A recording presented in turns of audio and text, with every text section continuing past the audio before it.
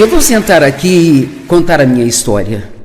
E eu acredito que tem pessoas aqui hoje que isso vai realmente ajudá-las e realmente vai mudar suas vidas. E, obviamente, para sair de onde eu comecei até onde estou, precisou haver muita pressão, muita luta e superação.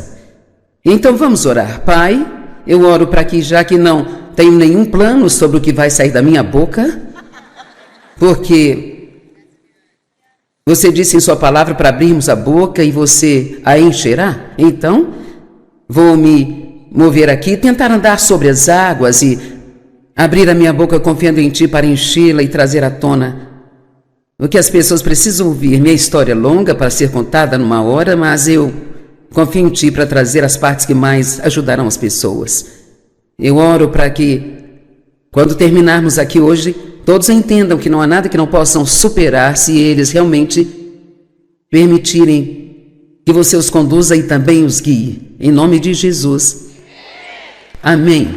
Então, sabe, todos temos uma história. E não é que a minha seja melhor do que a de qualquer outra pessoa. A história de todos é importante para eles e todos fomos feridos. Então eu não digo isso com nenhum tipo de sentimento de autopiedade. Na verdade, posso sentar aqui hoje e dizer a todos que, e sabe, eu sei que parece bobagem até para mim, mas fico feliz agora por ter passado pelo que eu passei, porque eu sei que isto me fez ser a pessoa que eu sou hoje, sabe?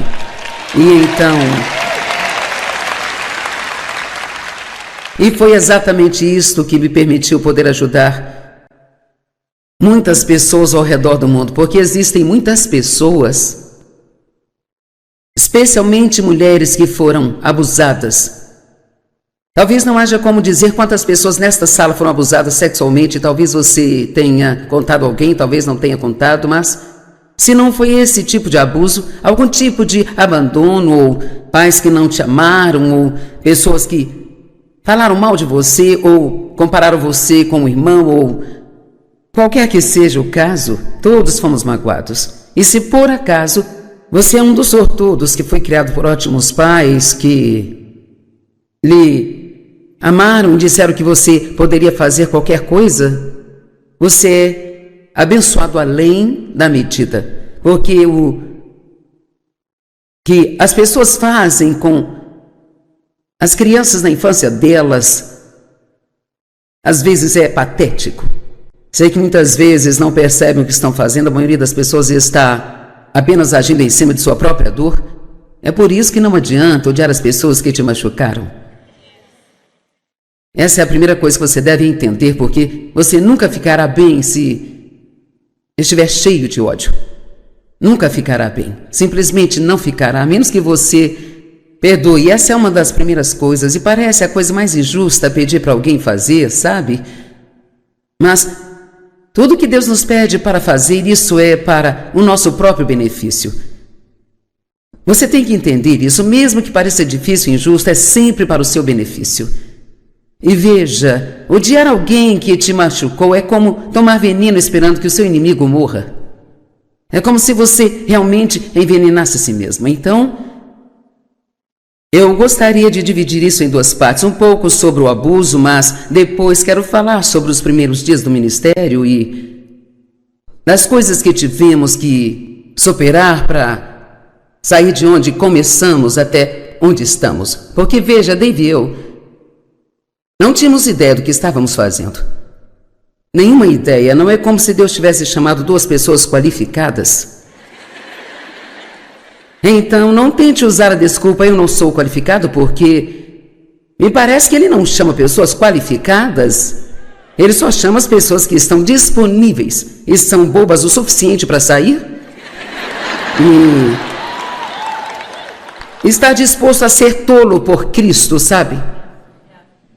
Agora veja, honestamente, eu realmente não sabia o que estava fazendo. Eu quase fui reprovado em inglês na escola.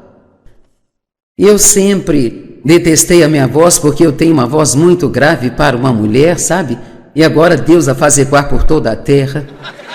E sabe, Ele tem bastante senso de humor, se você pensar a respeito. E assim, eu nasci em 1943, no meio da Segunda Guerra Mundial, e meu pai foi enviado para o campo de treinamento no dia em que eu nasci.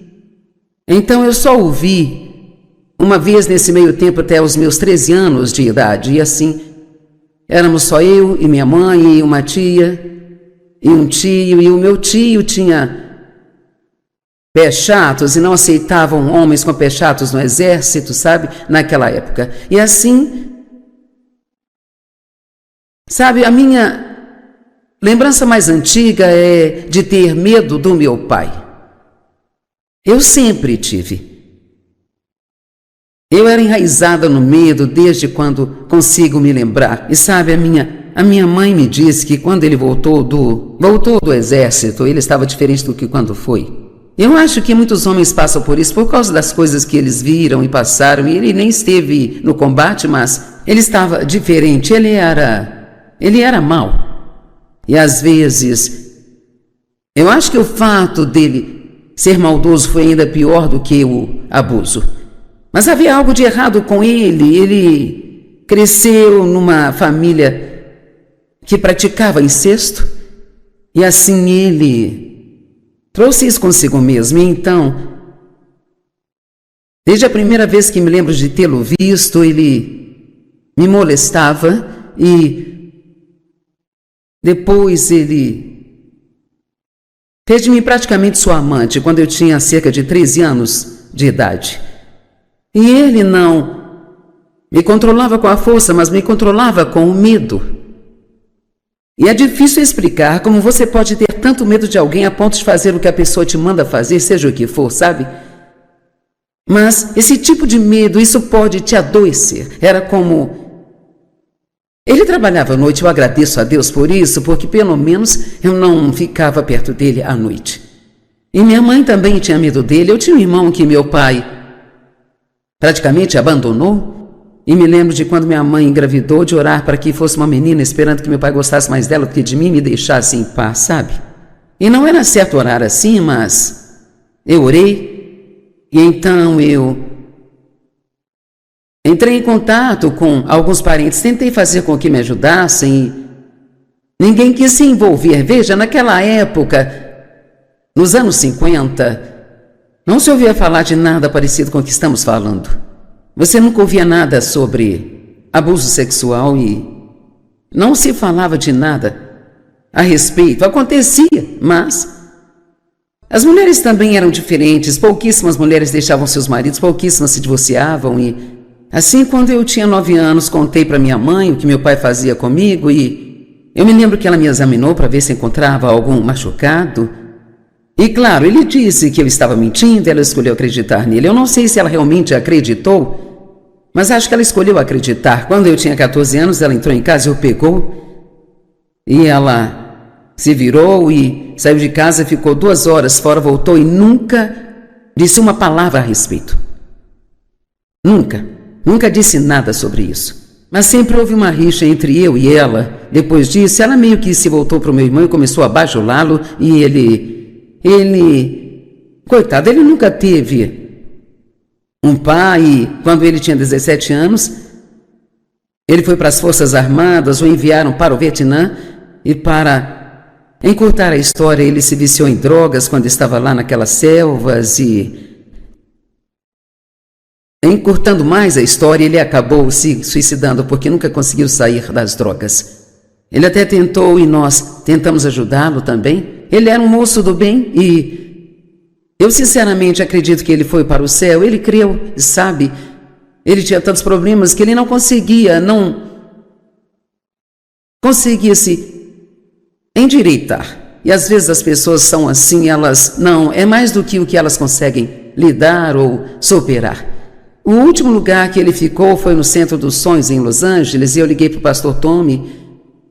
Ele morou conosco por 4 anos e pensamos que ele havia endireitado mesmo, sentimos que era hora dele ir viver sozinho, mas ele só ficava bem desde que houvesse alguém dizendo o que deveria fazer e observando sempre. Mas assim que você o deixava sozinho, ele nunca teve nenhuma disciplina ou autocontrole, sempre voltava a ser como ele era antes. E ele tinha um filho de quem não cuidava, ele nunca pagou pensão, nunca cuidou do filho, ele foi extremamente irresponsável. E assim então, entre o álcool e as drogas havia algo que percebi somente agora, sabe? Ele era também esquizofrênico. E minha mãe também. Minha mãe, acho que foi pela culpa. Ela tinha muita culpa. Quando eu tinha, eu acho, cerca de 18 anos, ela teve um colapso mental e teve que fazer tratamento de choque por 2 anos. E assim era toda uma bagunça. Graças a Deus, quando eu tinha 9 anos, fui escondido à igreja com minha tia e meu tio, quando estávamos no que nós chamávamos de roça. Eles moravam a 300 quilômetros de nós, no sudoeste do Missouri. E fui à igreja com a intenção de ser salva. Agora, eu sabia que eu precisava ser salva. Eu não sei como, sabe, eu nem sei onde aprendi esse termo, mas naquela noite de todas as noites, o pastor se esqueceu de fazer o apelo.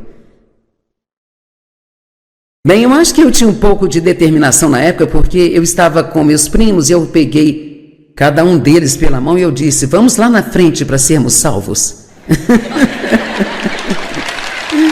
Acho que já havia ali sinais de uma evangelista, e então nós fomos lá na frente. Eu me lembro que estava chorando, eu olhei para o pastor e disse: você pode salvar-me? E ele orou conosco e eu me lembro, eu senti uma limpeza por dentro e foi lindo, sabe?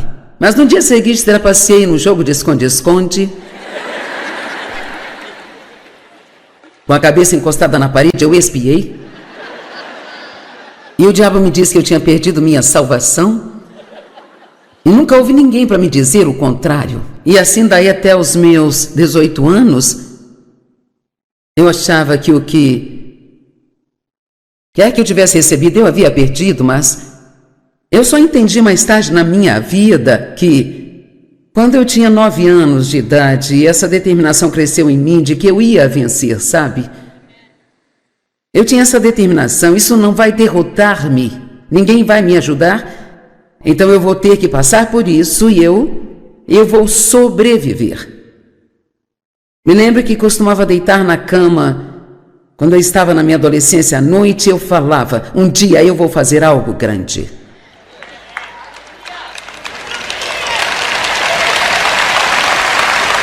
Agora, não sei se era só o destino falando ou se era só a minha cabeça dura, mas meu pai sempre me disse que eu nunca seria nada. E assim eu estava determinada de que eu iria fazer algo com a minha vida. Eu sempre tive o dom de escrever e meus professores queriam que eu me candidatasse a uma bolsa de jornalismo, mas eu sabia que precisava sair de casa e trabalhar e cuidar de mim mesma, e assim nem tentei ir para a faculdade. E agora eu acho tão engraçado que eu escrevi 153 livros e nunca tive nenhum tipo de estudo para fazer isso. E assim então, nunca pense que você não tem estudo suficiente para fazer algo. Você pode fazer qualquer coisa que Deus quer que você faça. Amém? E não há nada que você passe que você não possa superar com a ajuda de Deus. Nada. Nada mesmo. Então você pode imaginar como foi minha vida nesses 18 anos, sabe? Eu olho para trás e... na verdade, nem gosto muito de usar esta palavra, mas de fato, o que meu pai fazia comigo era me estuprar. Ele não usava força, mas ainda assim era isso. E imagino que tenha sido umas 200 vezes, sabe, durante esses 18 anos. Então eu cresci muito solitária. Ele era tão problemático que eu não conseguia nem levar minhas amigas em casa porque ele ia atrás delas. E ele não me deixava fazer nada, ir a lugar algum. Eu não podia ter amigos, então todos os meus primeiros 18 anos foram sobre eu vou sobreviver, eu vou sair daqui. E Ele trabalhava à noite. Assim que terminei o colégio, arrumei minhas coisas em 2 ou 3 caixinhas e aluguei um apartamento mobiliado, sabe? E fui embora. Eu achava que eu tinha me livrado do meu problema. Sabe, eu não percebia que eu o carregava na minha alma. Eu realmente não entendia que eu tinha um problema, sabe? E esse é o primeiro problema quando você tem um problema e não percebe que tem um problema. Porque o que você faz é colocar a culpa em todo mundo. Amém? E então eu achava que ninguém iria me querer porque eu tinha sido abusada. Então me casei com o primeiro cara que demonstrou algum interesse por mim. E eu tinha 18 anos e ele 19. Ele tinha mais problemas do que eu, se é que isso fosse possível. E as pessoas problemáticas geralmente se casam com outras pessoas problemáticas e trazem problemas umas para as outras. E depois, se elas têm filhos, trazem problemas para as crianças. Mas, na primeira vez que engravidei e tive um aborto espontâneo, então meu filho mais velho, que eu chamei de Dave, foi o resultado desse casamento. Agora, isso foi um pesadelo de 5 anos. Sabe, ele simplesmente era ele não trabalhava, ele vendia carros usados, mas na maioria das vezes não trabalhava. Ele era um ladrão fajuto. E logo depois do divórcio ele acabou indo para a prisão por passar cheques sem fundo. E quando eu tinha 18 anos, ele me levou para Albuquerque. Naquele tempo eles pagavam para levar carros para vários estados. E assim, dirigimos um carro para Albuquerque, ele foi pago e ficamos lá algumas semanas. E um dia ele simplesmente não voltou para casa e eu fui abandonada em Albuquerque. Eu não tinha carro, consegui um emprego e ia a pé para o trabalho. Mas não conseguia dinheiro suficiente. Encontrei alguém em St. Louis, o irmão de uma conhecida. Ele me mandou o dinheiro para uma passagem de volta para casa. E ele fez a mesma coisa comigo de novo em Oakland, Califórnia. Ele ficava com outras mulheres o tempo todo. E finalmente, quando engravidei do menino que hoje comanda as nossas missões mundiais, eu o deixei e ele disse a todos que o bebê não era dele. Ele veio morar a 2 quarteirões de mim com uma outra mulher. Eu me diverti muito, sabe, nesta minha vida. E assim, quando eu tive o bebê, ele foi ao hospital e não dava para negar que o bebê era dele, parecia muito com ele. E aí saímos do hospital sem ter para onde ir. Então, para todos os efeitos, eu era uma sem-teto. É realmente muito engraçado quando eu penso nisso agora. Aqui estou eu hoje. Numa época eu era, sabe, uma sem-teto, eu não tinha para onde ir. E assim eu posso dizer, o que quer que tenha acontecido em sua vida ou que esteja acontecendo, nunca pense que você não pode superar isso. Apenas pense que Deus pode fazer algo grande em sua vida. Porque eu estou te dizendo, você pode ter um péssimo começo e um excelente final, sabe? Amém? Então ele ligou para a ex-mulher de um dos seus irmãos, que por sinal era uma cristã, e perguntou se ela nos acolheria por um tempo. Ela disse sim. Eu não tinha ideia do que eu estava fazendo. Eu tive aquele bebê, eu devo ter tido uma infecção porque fiquei com 3 furúnculos grandes no meu corpo e nem tive o bom senso de ir ao médico, sabe? Mas assim que pude, eu consegui um emprego e consegui um apartamento, e ele tinha ido embora com a namorada. E voltou mais uma vez e eu finalmente cheguei ao ponto em que eu não aguentava mais. Eu disse, eu quero o divórcio, bem? Eu realmente não conseguia cuidar de mim, do bebê, e sem ninguém para me ajudar. Então, esse foi o último recurso. Então, eu teria que ligar para o meu pai e pedir para voltar para casa, sabendo que isso significava que eu teria que gastar todo o meu tempo tentando me esquivar dele. Bem, agora entra em cena o Dave Meyer.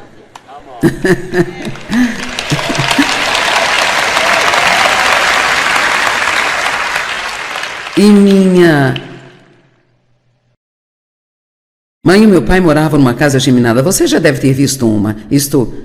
costumava ser muito popular. Você comprava uma casa, mas era uma moradia para 2 famílias, e eles moravam na cidade. Era uma moradia em cima e outra embaixo, e eles alugaram um andar de cima, e o rapaz que morava no andar de cima trabalhava com o Dave, e Dave foi buscá-lo numa noite para ir a algum lugar, e eu estava na frente lavando o carro da minha mãe. Eu usava shorts curtos, e ele achou que eu era bonita, então ele resolveu flertar comigo. Bem, eu não gostava de homens, não confiava neles, eu era um gato escaldado, e ele disse: quando terminar de lavar esse carro, você pode lavar o meu? Eu disse: amigo, se você quer seu carro lavado, lave você mesmo. Agora, o que vou dizer a vocês é honesto e verdadeiro. Dave era um cristão nascido de novo, cheio do Espírito, que estava orando por uma esposa. Ele disse a Deus que estava pronto para se casar, e ele orou dizendo que seja com alguém que precise de ajuda.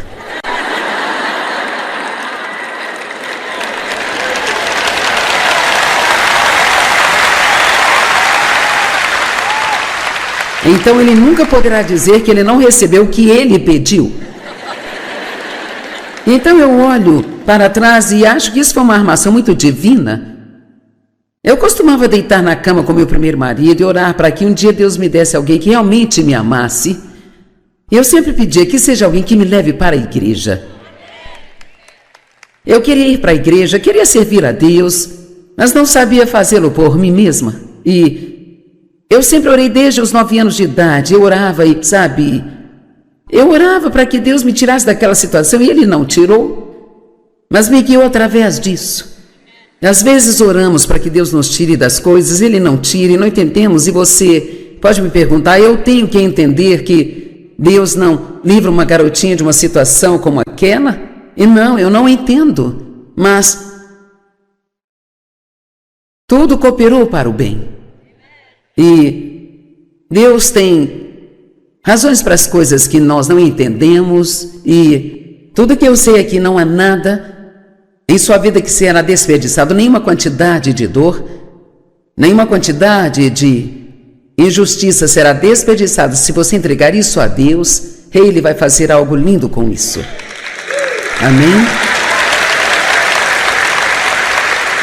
Então, Dave disse que o que ele sentiu dentro dele na hora que eu disse aquilo foi: essa é a garota para mim. Então aquilo tinha que ser de Deus, ou então ele era louco, um dos dois. E eu acho que era de Deus, porque estamos há 56 anos na estrada e ainda estamos juntos. Amém?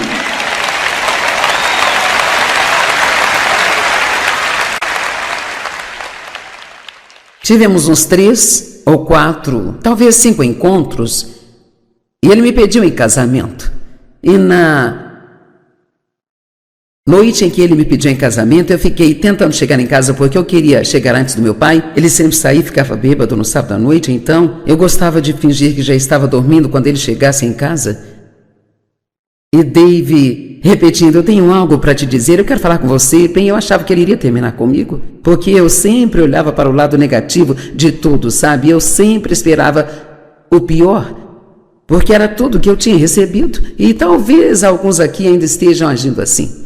E você ainda está esperando pelo pior, porque foi o que sempre teve. Bem, eu estou te pedindo que você faça um novo começo e comece a acreditar que algo de bom vai acontecer com você a qualquer momento. Vocês vão fazer isso? Eu quero encorajá-los a dizer todas as manhãs: algo de bom vai acontecer comigo hoje. Não porque você é bom, mas porque Deus é bom. Amém? Algo de bom vai acontecer comigo hoje. Amém? E assim nós nos casamos. Eu não tinha a menor ideia do que estava fazendo, eu nem sabia o que era o amor. Eu tinha um bebê de quase 1 ano, estávamos casados há 3 semanas, e Dave olhou para mim e disse: o que há de errado com você? Eu era muito negativa. Ele dizia: por que você é tão negativa? Eu dizia: bem, se você não espera que nada de bom aconteça, então não ficará desapontado se não acontecer. Então, nunca me diga que você não consegue superar a negatividade, porque eu não conseguia ter 2 pensamentos positivos sem que meu cérebro tivesse uma cãibra.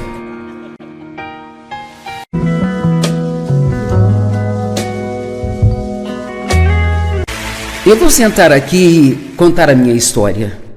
E eu acredito que tem pessoas aqui hoje que isso vai realmente ajudá-las e realmente vai mudar suas vidas. E, obviamente, para sair de onde eu comecei até onde estou, precisou haver muita pressão, muita luta e superação.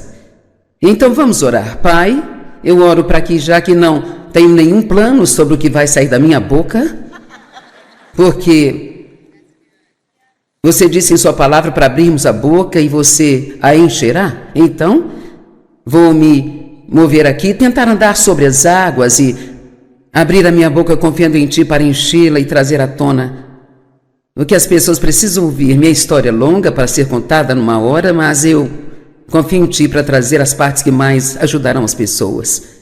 Eu oro para que, quando terminarmos aqui hoje, todos entendam que não há nada que não possam superar se eles realmente permitirem que você os conduza e também os guie. Em nome de Jesus. Amém. Então, sabe, todos temos uma história. E não é que a minha seja melhor do que a de qualquer outra pessoa. A história de todos é importante para eles e todos fomos feridos. Então eu não digo isso com nenhum tipo de sentimento de autopiedade. Na verdade, posso sentar aqui hoje e dizer a todos que, e sabe, eu sei que parece bobagem até para mim, mas fico feliz agora por ter passado pelo que eu passei, porque eu sei que isto me fez ser a pessoa que eu sou hoje, sabe?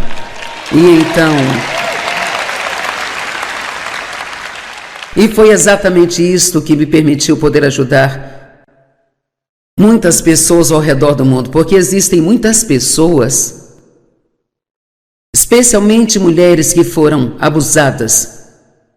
Talvez não haja como dizer quantas pessoas nesta sala foram abusadas sexualmente. Talvez você tenha contado alguém, talvez não tenha contado, mas se não foi esse tipo de abuso, algum tipo de abandono, ou pais que não te amaram, ou pessoas que falaram mal de você, ou compararam você com um irmão, ou qualquer que seja o caso, todos fomos magoados. E se por acaso você é um dos sortudos que foi criado por ótimos pais que lhe amaram e disseram que você poderia fazer qualquer coisa, você é abençoado além da medida. Porque o que as pessoas fazem com as crianças na infância delas, às vezes é patético.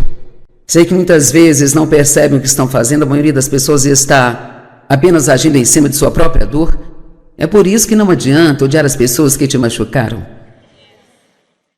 Essa é a primeira coisa que você deve entender, porque você nunca ficará bem se estiver cheio de ódio.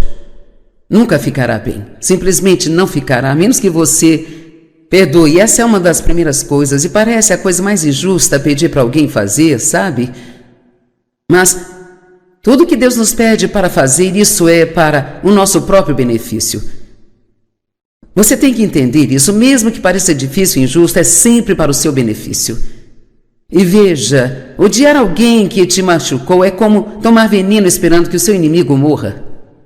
É como se você realmente envenenasse a si mesmo. Então, eu gostaria de dividir isso em 2 partes, um pouco sobre o abuso, mas depois quero falar sobre os primeiros dias do ministério e das coisas que tivemos que superar para sair de onde começamos até onde estamos. Porque veja, Dave e eu não tínhamos ideia do que estávamos fazendo. Nenhuma ideia. Não é como se Deus tivesse chamado 2 pessoas qualificadas. Então, não tente usar a desculpa, eu não sou qualificado, porque me parece que Ele não chama pessoas qualificadas. Ele só chama as pessoas que estão disponíveis e são bobas o suficiente para sair e está disposto a ser tolo por Cristo, sabe? Agora veja, honestamente eu realmente não sabia o que estava fazendo. Eu quase fui reprovado em inglês na escola. E eu sempre detestei a minha voz porque eu tenho uma voz muito grave para uma mulher, sabe? E agora Deus a faz ecoar por toda a terra. E sabe, ele tem bastante senso de humor, se você pensar a respeito. E assim, eu nasci em 1943, no meio da Segunda Guerra Mundial, e meu pai foi enviado para o campo de treinamento no dia em que eu nasci. Então eu só o vi uma vez nesse meio tempo até os meus 13 anos de idade. E assim, éramos só eu e minha mãe e uma tia e um tio. E o meu tio tinha pés chatos e não aceitavam homens com pés chatos no exército, sabe? Naquela época. E assim, sabe, a minha lembrança mais antiga é de ter medo do meu pai. Eu sempre tive. Eu era enraizada no medo desde quando consigo me lembrar. E sabe, a minha mãe me disse que quando ele voltou do exército, ele estava diferente do que quando foi.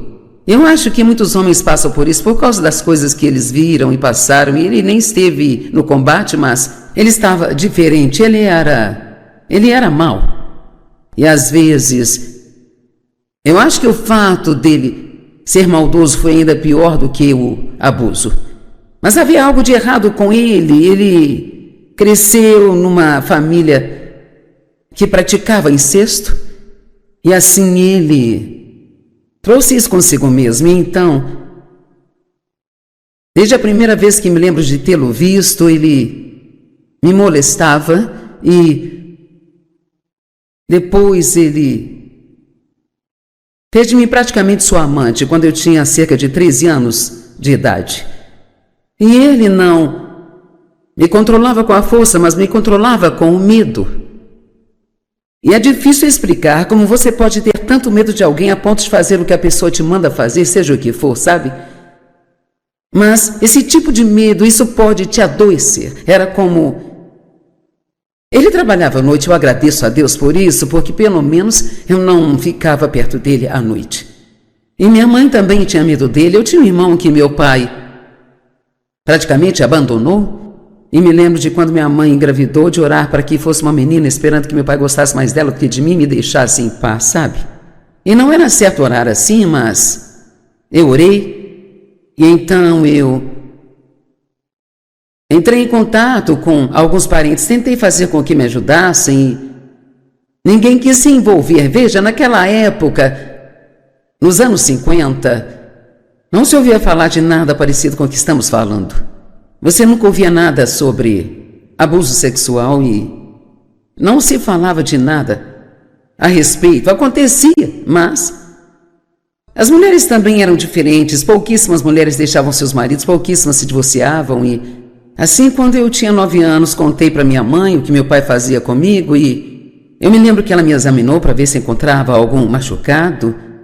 E claro, ele disse que eu estava mentindo, ela escolheu acreditar nele. Eu não sei se ela realmente acreditou, mas acho que ela escolheu acreditar. Quando eu tinha 14 anos, ela entrou em casa e o pegou. E ela se virou e saiu de casa, ficou 2 horas fora, voltou e nunca disse uma palavra a respeito. Nunca disse nada sobre isso. Mas sempre houve uma rixa entre eu e ela. Depois disso, ela meio que se voltou para o meu irmão e começou a bajulá-lo. E coitado, ele nunca teve um pai. E quando ele tinha 17 anos, ele foi para as Forças Armadas, o enviaram para o Vietnã. E para encurtar a história, ele se viciou em drogas quando estava lá naquelas selvas e... Encurtando mais a história, ele acabou se suicidando porque nunca conseguiu sair das drogas. Ele até tentou e nós tentamos ajudá-lo também. Ele era um moço do bem e eu sinceramente acredito que ele foi para o céu. Ele creu, sabe? Ele tinha tantos problemas que ele não conseguia se endireitar. E às vezes as pessoas são assim, elas não, é mais do que o que elas conseguem lidar ou superar. O último lugar que ele ficou foi no Centro dos Sonhos, em Los Angeles, e eu liguei para o pastor Tommy. Ele morou conosco por 4 anos e Pensamos que ele havia endireitado mesmo, sentimos que era hora dele ir viver sozinho, mas ele só ficava bem desde que houvesse alguém dizendo o que deveria fazer e o observando sempre. Mas assim que você o deixava sozinho, ele nunca teve nenhuma disciplina ou autocontrole, sempre voltava a ser como ele era antes. E ele tinha um filho de quem não cuidava, ele nunca pagou pensão, nunca cuidou do filho, ele foi extremamente irresponsável. E assim então, entre o álcool e as drogas havia algo que percebi somente agora, sabe? Ele era também esquizofrênico. E minha mãe também. Minha mãe, acho que foi pela culpa. Ela tinha muita culpa. Quando eu tinha, eu acho, cerca de 18 anos, ela teve um colapso mental e teve que fazer tratamento de choque por 2 anos. E assim era toda uma bagunça. Graças a Deus, quando eu tinha 9 anos, fui escondido à igreja com minha tia e meu tio, quando estávamos no que nós chamávamos de roça. Eles moravam a 300 quilômetros de nós, no sudoeste do Missouri. E fui à igreja com a intenção de ser salva. Agora, eu sabia que eu precisava ser salva. Eu não sei como, sabe, eu nem sei onde aprendi esse termo, mas naquela noite de todas as noites, o pastor se esqueceu de fazer o apelo. Bem, eu acho que eu tinha um pouco de determinação na época, porque eu estava com meus primos e eu peguei cada um deles pela mão e eu disse: vamos lá na frente para sermos salvos. Acho que já havia ali sinais de uma evangelista, e então nós fomos lá na frente. Eu me lembro que estava chorando, eu olhei para o pastor e disse: você pode salvar-me? E ele orou conosco e eu me lembro, eu senti uma limpeza por dentro e foi lindo, sabe? Mas no dia seguinte trapacei no jogo de esconde-esconde. Com a cabeça encostada na parede, eu espiei. E o diabo me disse que eu tinha perdido minha salvação.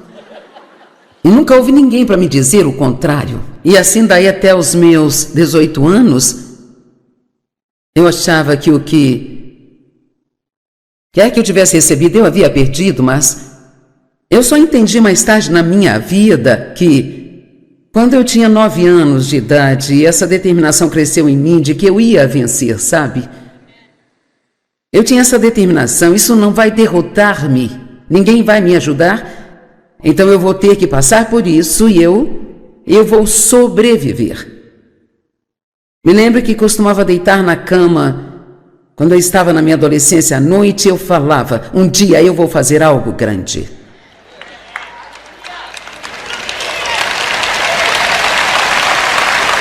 Agora, não sei se era só o destino falando ou se era só a minha cabeça dura, mas meu pai sempre me disse que eu nunca seria nada. E assim eu estava determinada de que eu iria fazer algo com a minha vida.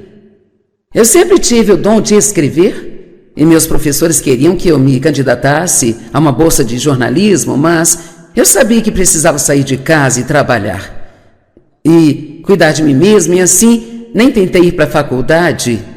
E agora eu acho tão engraçado que eu escrevi 153 livros e nunca tive nenhum tipo de estudo para fazer isso. E assim então, nunca pense que você não tem estudo suficiente para fazer algo. Você pode fazer qualquer coisa que Deus quer que você faça. Amém? E não há nada que você passe que você não possa superar com a ajuda de Deus. Nada. Nada mesmo. Então você pode imaginar como foi minha vida nesses 18 anos, sabe? Eu olho para trás e... Na verdade, nem gosto muito de usar esta palavra, mas de fato, o que meu pai fazia comigo era me estuprar. Ele não usava força, mas ainda assim era isso. E imagino que tenha sido umas 200 vezes, sabe, durante esses 18 anos. Então eu cresci muito solitária.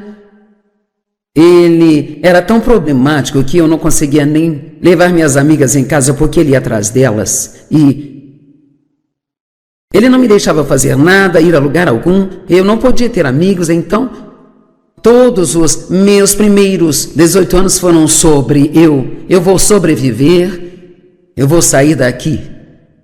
E ele trabalhava à noite. Assim que terminei o colégio, arrumei minhas coisas em 2 ou 3 caixinhas e aluguei um apartamento mobiliado, sabe? E fui embora. Eu achava que eu tinha me livrado do meu problema. Sabe, eu não percebia que eu o carregava na minha alma. Eu realmente não entendia que eu tinha um problema, sabe? E esse é o primeiro problema. Quando você tem um problema e não percebe que tem um problema. Porque o que você faz é colocar a culpa em todo mundo. Amém? E então eu achava que ninguém iria me querer porque eu tinha sido abusada. Então me casei com o primeiro cara que demonstrou algum interesse por mim. E eu tinha 18 anos, ele 19. Ele tinha mais problemas do que eu, se é que isso fosse possível. E as pessoas problemáticas geralmente se casam com outras pessoas problemáticas e trazem problemas umas para as outras. E depois, se elas têm filhos, trazem problemas para as crianças. Mas na primeira vez que engravidei e tive um aborto espontâneo, então meu filho mais velho, que eu chamei de Dave, foi o resultado desse casamento. Agora, isso foi um pesadelo de 5 anos. Sabe, ele simplesmente era ele não trabalhava, ele vendia carros usados, mas na maioria das vezes não trabalhava. E ele era um ladrão fajuto. E logo depois do divórcio, ele acabou indo para a prisão por passar cheques sem fundo. E quando eu tinha 18 anos, ele me levou para Albuquerque. Naquele tempo eles pagavam para levar carros para vários estados. E assim, dirigimos um carro para Albuquerque, ele foi pago e ficamos lá algumas semanas. E um dia ele simplesmente não voltou para casa e eu fui abandonada em Albuquerque. Eu não tinha carro, consegui um emprego e ia a pé para o trabalho, mas não conseguia dinheiro suficiente. Encontrei alguém em St. Louis, o irmão de uma conhecida. Ele me mandou o dinheiro para uma passagem de volta para casa. E ele fez a mesma coisa comigo de novo em Oakland, Califórnia. Ele ficava com outras mulheres o tempo todo. E finalmente, quando engravidei do menino que hoje comanda as nossas missões mundiais, eu o deixei e ele disse a todos que o bebê não era dele. Ele veio morar a 2 quarteirões de mim com uma outra mulher. Eu me diverti muito, sabe, nesta minha vida. E assim, quando eu tive o bebê, ele foi ao hospital e não dava para negar que o bebê era dele, parecia muito com ele. E aí saímos do hospital sem ter para onde ir. Então, para todos os efeitos, eu era uma sem teto. É realmente muito engraçado quando eu penso nisso agora, que estou eu hoje. Numa época eu era, sabe, uma sem teto, eu não tinha para onde ir. E assim eu posso dizer, o que quer que tenha acontecido em sua vida ou que esteja acontecendo, nunca pense que você não pode superar isso. Apenas pense que Deus pode fazer algo grande em sua vida. Porque eu estou te dizendo, você pode ter um péssimo começo e um excelente final, sabe? Amém? Então ele ligou para a ex-mulher de um dos seus irmãos, que por sinal era uma cristã, e perguntou se ela nos acolheria por um tempo. Ela disse sim. Eu não tinha ideia do que eu estava fazendo. Eu tive aquele bebê, eu devo ter tido uma infecção porque fiquei com 3 furúnculos grandes no meu corpo e nem tive o bom senso de ir ao médico, sabe? Mas assim que pude, eu consegui um emprego e consegui um apartamento, e ele tinha ido embora com a namorada e voltou mais uma vez. E eu finalmente cheguei ao ponto em que eu não aguentava mais. Eu disse, eu quero o divórcio. Bem, eu realmente não conseguia cuidar de mim, do bebê, e sem ninguém para me ajudar. Então esse foi o último recurso. Então eu teria que ligar para o meu pai e pedir para voltar para casa, sabendo que isso significava que eu teria que gastar todo o meu tempo tentando me esquivar dele. Bem, agora entra em cena o Dave Meyer.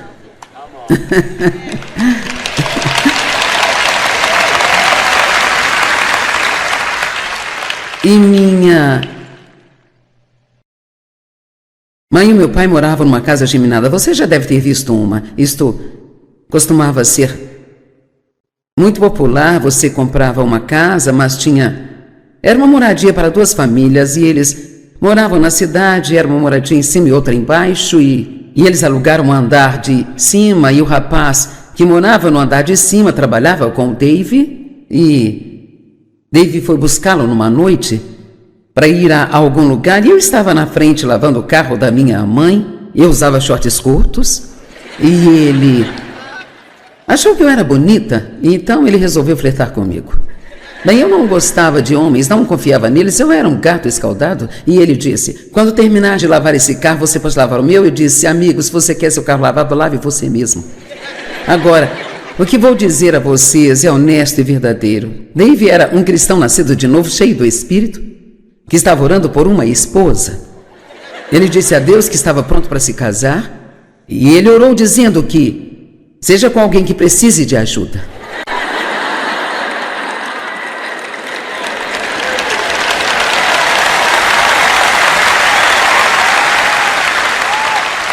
Então ele nunca poderá dizer que ele não recebeu o que ele pediu. Então eu olho para trás e acho que isso foi uma armação muito divina. Eu costumava deitar na cama com meu primeiro marido e orar para que um dia Deus me desse alguém que realmente me amasse. Eu sempre pedia que seja alguém que me leve para a igreja. Eu queria ir para a igreja, queria servir a Deus, mas não sabia fazê-lo por mim mesma. E eu sempre orei desde os 9 anos de idade. Eu orava e, sabe, eu orava para que Deus me tirasse daquela situação e Ele não tirou, mas me guiou através disso. Às vezes oramos para que Deus nos tire das coisas, Ele não tira e não entendemos. E você pode me perguntar, eu tenho que entender que Deus não livra uma garotinha de uma situação como aquela? E não, eu não entendo, mas tudo cooperou para o bem. E Deus tem razões para as coisas que nós não entendemos. E tudo que eu sei é que não há nada em sua vida que será desperdiçado. Versículo 5.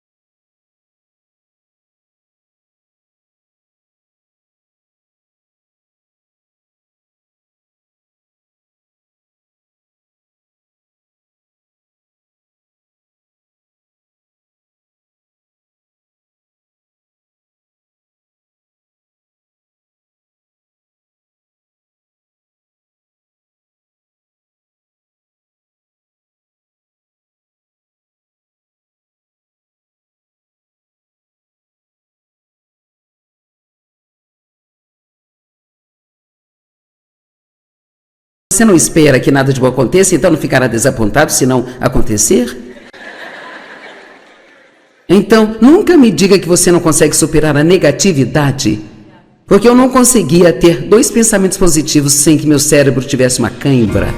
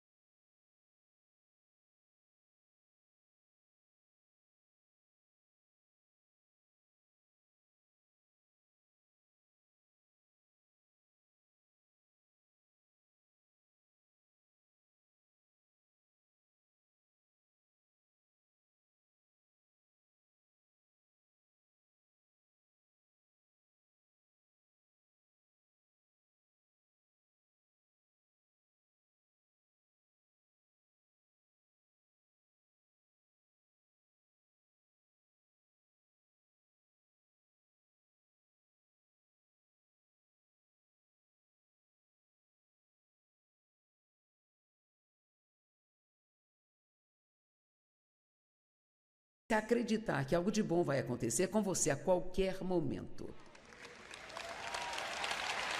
Vocês vão fazer isso? Eu quero encorajá-los a dizer todas as manhãs: algo de bom vai acontecer comigo hoje. Não porque você é bom, mas porque Deus é bom. Amém? Algo de bom vai acontecer comigo hoje. Amém? E assim nós nos casamos. Eu não tinha a menor ideia do que estava fazendo, eu nem sabia o que era o amor. Eu tinha um bebê de quase 1 ano, estava